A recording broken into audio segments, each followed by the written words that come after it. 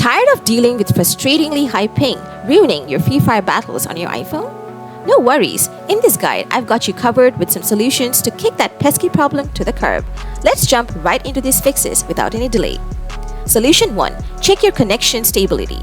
Start by opening the Speed Test app. Then hit that Go button to initiate the test.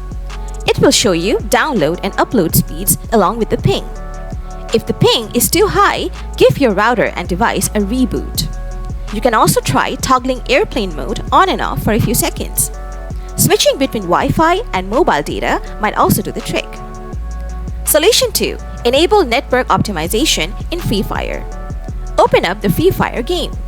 Then tap on the gear icon to access the settings.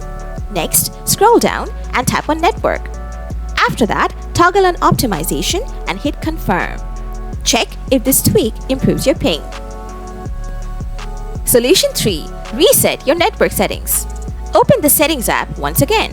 Then scroll down and select General. Find and tap on Transfer or Reset iPhone. Next, tap on Reset, then on Reset Network Settings. Then confirm by tapping on Reset Network Settings again. Your network settings will be reset, hopefully resolving the high ping issue. Solution 4. Offload Free Fire.